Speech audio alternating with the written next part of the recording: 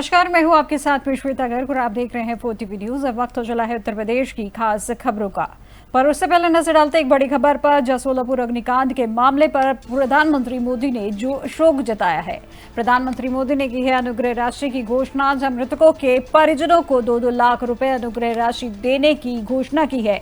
उन्होंने घायलों को 50-50 हजार रुपए की अनुग्रह राशि देने की घोषणा की है। इस वक्त की बड़ी खबर आपको बता दीजिए, प्रधानमंत्री नरेंद्र मोदी ने महाराष्ट्र के सोलापुर में हुए भीषण अग्निकांड में जान गंवाने वालों के प्रति गहरा शोक व्यक्त किया है और प्रधानमंत्री ने मृतकों के परिजनों को 2-2 लाख रुपए और घायलों को 50-50 हजार रुपए देने की अनुग्रह राशि देने की घोषणा की है। और ये राशि प्रधानमंत्री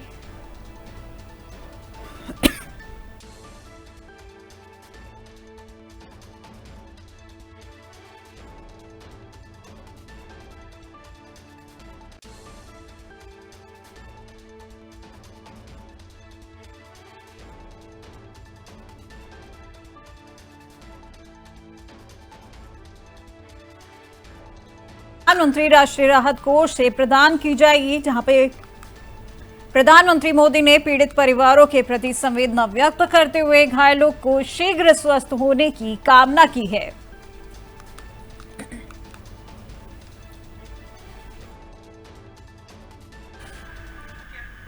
अब खबर लखनऊ से है, जहां मुख्यमंत्री योगी आदित्यनाथ का जनता दर्शन कार्यक्रम लगा है, जहां पर सीएम ने जनता दर्शन में सुनी है लोगों की समस्याएं और अधिकारियों को दिए हैं आवश्यक दिशा निर्देश। दरअसल लखनऊ स्थित मुख्यमंत्री आवास पर बीते रविवार को आयोजित जनता दर्शन कार्यक्रम में उत्तर प्रदेश के मुख्यमंत्री योगी आदित्यनाथ ने आज लोगों की समस्याएं सुनी और अधिकारियों को त्वरित कार्रवाई के निर्देश दिए हैं। और कार्यक्रम में बड़ी संख्या में नागरिक अपनी व्यक्तिगत, सामाजिक व प्रशासनिक शिकायतें लेकर पहुंचे हैं, जब मुख्यमंत्री ने प्रत्येक व्यक्ति से संवाद कर उनकी समस्याओं को गंभीरता से सुना और संबंधित विभागों को समाधान हेतु निर्देशित किया है। और विशेष रूप से जमीन विवाद, स्वास्थ्य सहायता और सरकारी योजनाओं से जुड़ी शिकायतें अधिक देखने को मिली हैं। वहीं सीएम योगी आदित्यनाथ ने भरोसा दिलाया कि सरकार हर नागरिक की समस्या के समाधान के लिए प्रतिबद्ध है और किसी के साथ अन्याय नहीं होने दिया जाएगा। खबर लखनऊ से आपको दिखाई जा रही है, जहां सीएम योगी आदित्यनाथ ने अपने आवास पर जनता दर्शन कार्यक्रम लगाया है, जहां पर उन्होंने लोगों की समस्याएं सुनी है और लोगों को भरोसा दिलाया कि उनकी हर समस्या का समाधान किया जाएगा। और इसी के साथ उन्होंने संबंधित अधिकारियों को आवश्यक दिशा निर्देश दिए हैं।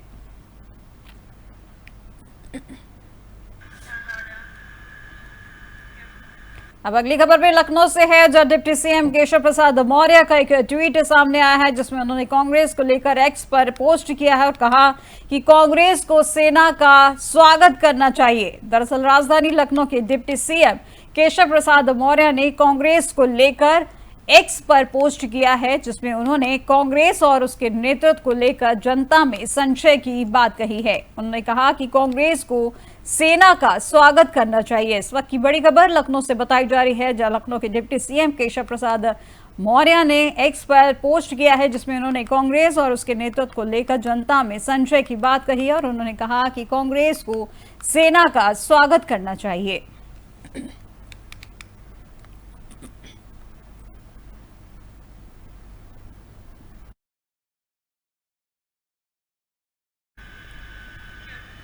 अब अगली खबर भी लखनऊ से है, जो तिरंगा यात्रा में शामिल होने पर बोले हैं सांसद दिनेश शर्मा। उन्होंने कहा कि यहां पर हिंदू मुस्लिम का भेद समाप्त हो गया है, ये भारत एक है और ये एक भारत है, अनेक आतंकियों के विनाश के लिए तैयार खड़ा है। दरअसल तिरंगा यात्रा में शामिल होने पर भाजपा सांसद दिनेश शर्मा ने कहा है कि तिरंगा यात्रा इस बात का संकेत है कि यहाँ पर हिंदू मुस्लिम का भेद समाप्त हो गया है, ये भारत एक है और ये एक भारत है, अनेक आतंकियों के विनाश के लिए तैयार खड़ा है। अब ये भारत आतंकवादियों को मुंह तोड़ जवाब देने वाला और उसके घर में घुसकर मारने वाला भारत है। ये मोदी युग है, हम छेड़ते नहीं हैं और जो हमें छेड़ते हैं हम उसे छोड़ते नहीं हैं।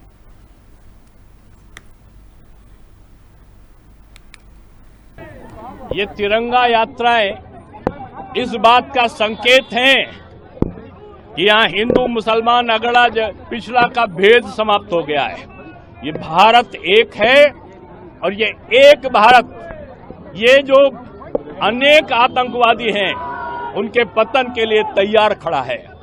अब ये आतंकवादियों के आतंक से आतंकित होने वाला भारत नहीं है।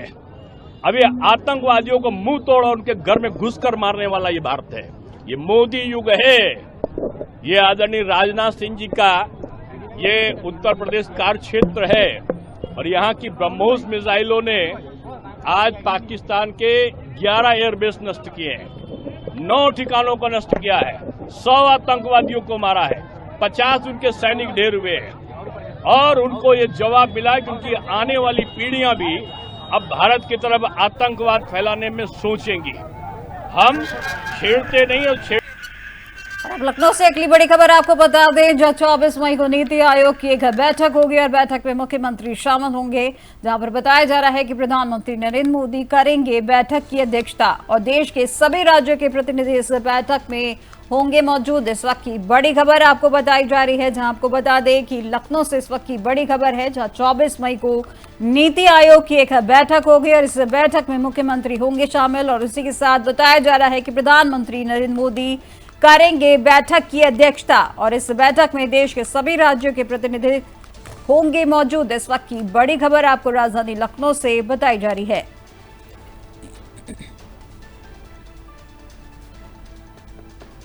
खबर लखनऊ से है, जहां नीति आयोग की एक बैठक होने वाली है जिसमें मुख्यमंत्री शामिल होंगे और बताया जा रहा है कि प्रधानमंत्री नरेंद्र मोदी इस बैठक की अध्यक्षता करेंगे, जिसमें देश के सभी राज्यों के प्रतिनिधि इस बैठक में मौजूद होंगे।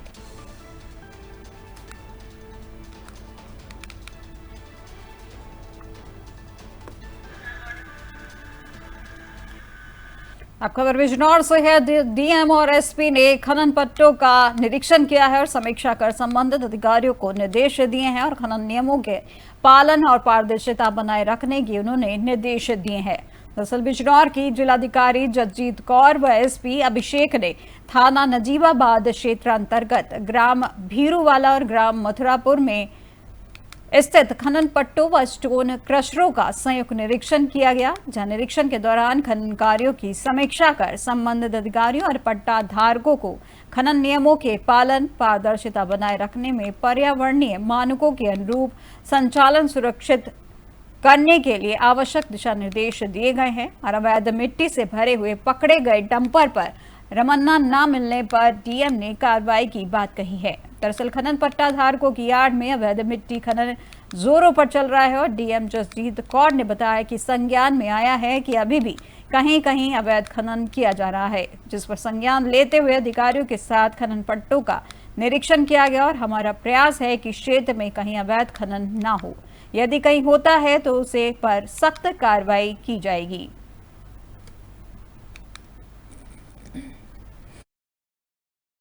शिकायत आ रही थी आज से 15 दिन पहले। यहाँ पर एसडीएम की अध्यक्षता में हम लोगों ने टीम भेजी थी, माइनिंग ऑफिसर भेजा था और खनन पट्टे को रुकवाया था।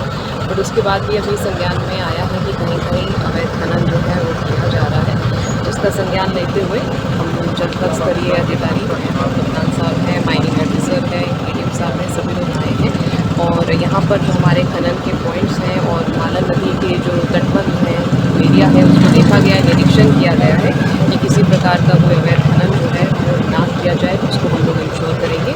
जो यहाँ पर क्रशर्स भी हैं उनकी भी हम लोग जांच करा रहे हैं, कितना उन्होंने जो सामान है वो लिया है, उनकी रॉयल्टी, उनके रवन्ने जो कटे हैं उनका मिलान करेंगे और यहाँ पर हम लोगों ने अपनी टीम्स छोड़ दी हैं, वो भी अपना जांच कर लेंगे, पैमाइश कर लेंगे और रिपोर्ट देंगे। तो हमारा पूरा प्रयास है कि हमारे क्षेत्र में अवैध खनन बिल्कुल ना हो और यदि वो खबर लखीमपुर खीरी से है, जहां शारदा नदी के ड्रेसिंग कार्य का निरीक्षण किया गया, जहां एडीएम ने नाव से निरीक्षण किया और गुणवत्तापूर्ण एवं समयबद्ध कार्य पूर्ण करने के निर्देश दिए हैं। लखीमपुर खीरी के शारदा नदी के ड्रेसिंग कार्य की प्रगति का जायजा लेने रविवार को नवागत अपर जिलाधिकारी नरेंद्र बहादुर सिंह ने पालिया क्षेत्र का औचक निरीक्षण किया। उन्होंने नाव पर सवार होकर एसडीएम रत्नाकर मिश्रा एवं तहसीलदार आरती यादव के साथ नदी कार्यस्थल का बारीकी से अवलोकन किया। वहीं निरीक्षण के दौरान एडीएम ने नदी में जल प्रवाह, बांध की सुरक्षा व्यवस्था और संरचनात्मक सुधार से संबंधित कार्यों की विस्तृत जानकारी ली। उन्होंने अधिकारियों को स्पष्ट निर्देश दिए कि कार्य की गुणवत्ता से कोई समझौता न किया जाए तथा निर्धारित समय सीमा के भीतर कार्य पूर्ण हो। एडीएम ने यह भी कहा कि शारदा नदी के ड्रेसिंग कार्य इस क्षेत्र के लिए बाढ़ नियंत्रण की दृष्टि से अत्यंत महत्वपूर्ण है। इन कार्यों के सफल एवं समयबद्ध पूर्ण होने से न केवल जल प्रवाह सुचारू होगा बल्कि हजारों किसानों और ग्रामीणों को राहत मिलेगी। एडीएम ने बताया कि प्रशासन द्वारा इन कार्यों पर निरंतर निगरानी रखी जाएगी और भविष्य में भी इस प्रकार के अचानक निरीक्षण जारी रहेंगे ताकि कार्यों में पारदर्शिता जवाबदेही बनी रहे।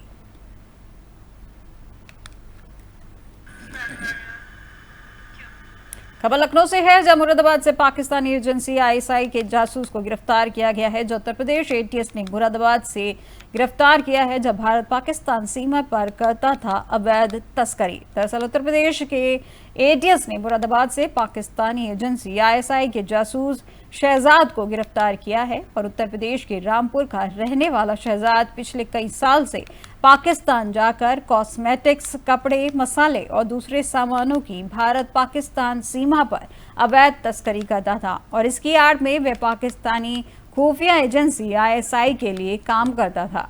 शहजाद के आईएसआई के एजेंटों से अच्छे संबंध हैं, जिनसे वह लगातार संपर्क में था। वहीं शहजाद ने भारत की सुरक्षा से जुड़ी गोपनीय जानकारियां आईएसआई के एजेंटों से साझा की और इस जानकारी की पुष्टि होने पर एटीएस लखनऊ में धारा 148 और 152 के तहत एफआईआर दर्ज की गई है।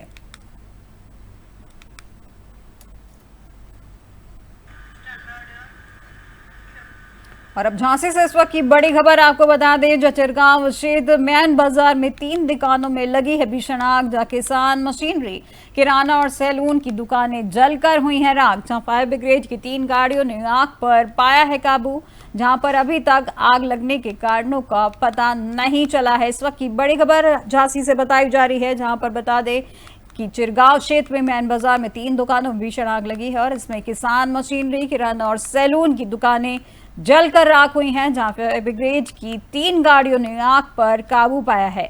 फिलहाल अभी आग के लगने के कारणों का पता नहीं चल पाया है।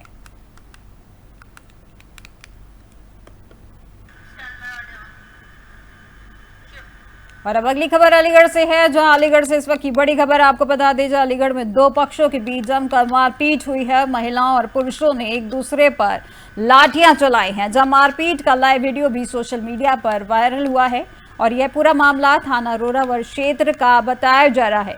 इस वक्त की बड़ी खबर आपको अलीगढ़ से दिखाई जा रही है, जहां पर अलीगढ़ में 2 पक्षों के बीच जमकर मारपीट हुई है, जिसमें महिलाओं और पुरुषों ने एक दूसरे पर लाठियां चलाई है और इस लाठी चलाने का वीडियो सोशल मीडिया पर वायरल हुआ है और यह पूरा मामला थाना रोरावर क्षेत्र का बताया जा रहा है।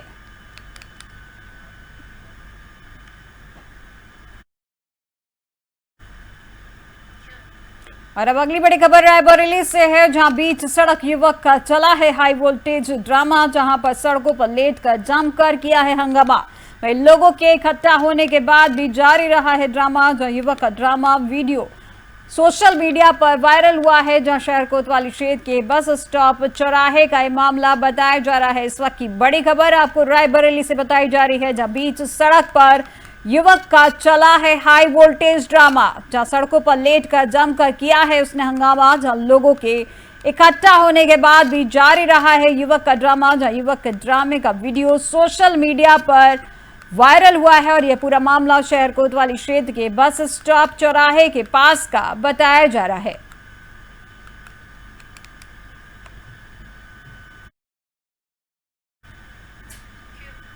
और अब मौसम को लेकर लखनऊ से इस वक्त की बड़ी खबर आपको बता दें, जो उत्तर प्रदेश में मौसम लेगा करवट, गरज चमक के साथ बूंदाबांदी की संभावना बताई गई।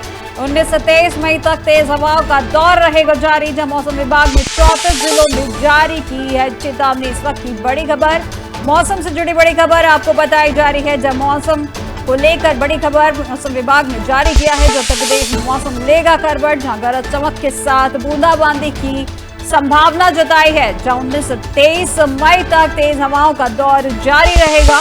मौसम विभाग ने 34 जिलों में जारी की है चेतावनी। इस वक्त की बड़ी खबर आपको मौसम से जुड़ी बताई जा रही है।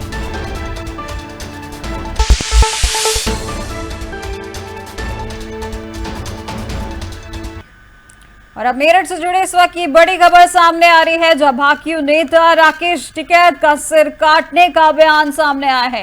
जहां टिकैत का सिर काटने वाले को 5 लाख रुपए का इनाम का ऐलान किया है। इस वक्त की बड़ी खबर आपको मेरठ से बताई जा रही है, जब भाकियू नेता राकेश टिकैत का सिर काटने का एक बयान सामने आया है, जिसमें भाकियू कार्यकर्ताओं के प्रदर्शन के बाद मुकदमा दर्ज किया गया है। बताया जा रहा है कि जानी थाने में भाकियू कार्यकर्ताओं ने प्रदर्शन किया है, जब भाकियू अटल के नेता अमित चौधरी पर मुकदमा दर्ज किया गया है, जहां अमित चौधरी ने टिकैत का सिर काटने का ऐलान किया है। टिकैत का सिर काटने वाले को 5 लाख रुपए के इनाम का ऐलान किया है।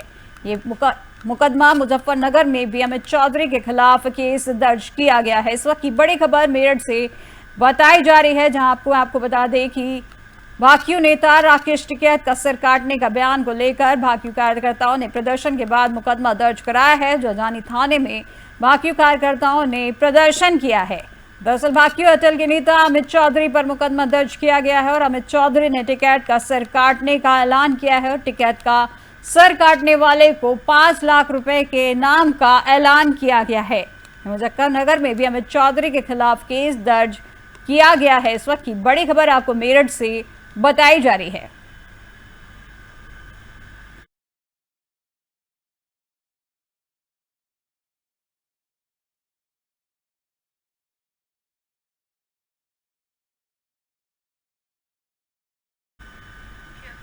और अब बरेली से अगली खबर है, जहां देह व्यापार के अड्डे का भांडाफोड़ हुआ है। जब बरेली पुलिस ने इसका भांडाफोड़ किया है, जहां कर्मचारी नगर चौकी के पास चल रहा था वैश्यावृत्ति का अड्डा। सेंटर के नाम हो रहा था वैश्यावृत्ति का धंधा। इस वक्त की बड़ी खबर बरेली से बताई जा रही है, जहां बरेली पुलिस ने देह व्यापार का भंडाफोड़ किया है, जहां पर थाना इज्जत नगर की कर्मचारी नगर चौकी के पास ये अड्डा चल रहा था, जहां वैश्यावृत्ति का ये अड्डा चलाया जा रहा था, जो स्पा सेंटर के नाम से वैश्यावृत्ति का धंधा किया जा रहा था। एसपी सिटी मानुष पारेख की टीम ने गठित कर छापा मारा है, जिसमें 2 पुरुष और 6 महिलाओं को रंगे हाथ उन्होंने गिरफ्तार किया है और मौके से 13,530 रुपए और अवैध सामग्री भी बरामद की है। वहीं पर वैश्यावृत्ति का हत्या के नाम पर गैलेक्सी स्पा बताया जा रहा है। इस वक्त की बड़ी खबर बरेली से बताई जा रही, जहां बरेली पुलिस ने वैश्यावृत्ति अड्डे का भांडाफोड़ किया है।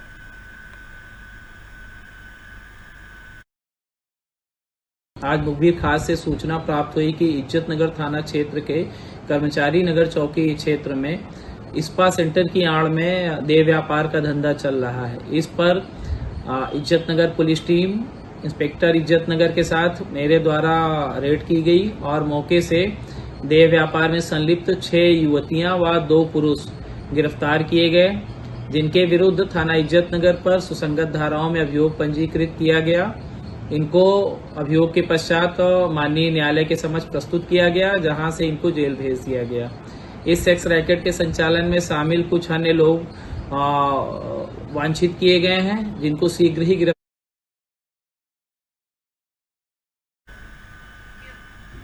विज्ञान के इस युग में मानव को जहां कुछ वरदान मिले हैं और वहीं कुछ वरदान के साथ में अभिशाप भी मिले हैं, और इन्हीं अभिशापों में से एक है प्रदूषण। प्रदूषण एक ऐसा अभिशाप है जो विज्ञान की कोख में से जन्मा है और जिसे सहने के लिए अधिकांश जनता मजबूर है।